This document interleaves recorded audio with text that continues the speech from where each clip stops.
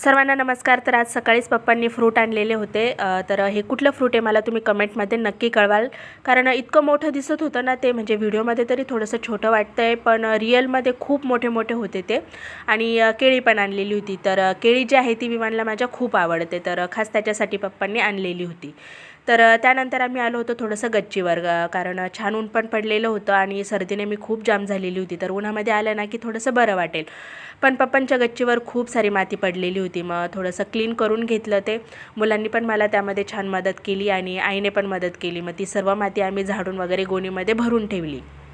आमच्या इकडे ना अशी मोकळी गच्ची नाही आहे मुलांना खेळण्यासाठी, तर इकडे आले ना की मुलांना खूप मोकळं आणि छान वाटतं खेळायला, पण मोकळी जागा आहे ना त्यामुळे त्यांना खूप मजा येते खेळायला। आणि आईकडनं तर जेवढं होईल तेवढं ती करतच असते आमच्यासाठी।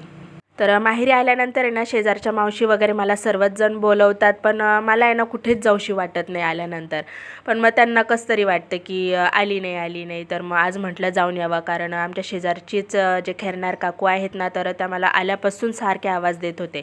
तर हे दारावर आहे ना सारखं काही ना काही विकायला येतच असतं। तर हे होलसेल भावामध्ये टब पाट वगैरे विकायला आलेले होते। तर पप्पा त्यांच्यासाठी घेत होते, तर मला पण विचारलं तुला पाहिजे का काही, तर आता काय घ्यावं घेऊन मग मी हे छोटंसं टब घेतलं आणि त्यांच्यासाठी हे पाट घेतलेले होते। तर शुभ्राने त्याचा लगेचच व्हिडिओ काढला। त्यानंतर आम्ही आलो खेरणार काकूंकडे। तर हे बॉम्बेला राहायला असतात, पण ते दिवाळीच्या सुट्ट्यांमध्ये उन्हाळ्याच्या सुट्ट्यांमध्ये इकडे नाशिकला येतात। आणि ही माझी फ्रेंड आहे चक्षुता, तर ती पण आलेली आहे त्यांच्यासोबत। आणि हे तिचे पाळलेले तर यांचं नाव आहे कोको आणि स्कूबी। तर कोकोला विवान खूप आवडलेला होता, कारण विवान त्याच्यासोबत खेळत होता आणि तो सारखा त्याच्याकडे बॉल आणून द्यायचा आणि फेक म्हणायचा, आणि तो राऊंड माझ्याकडे पण यायचा।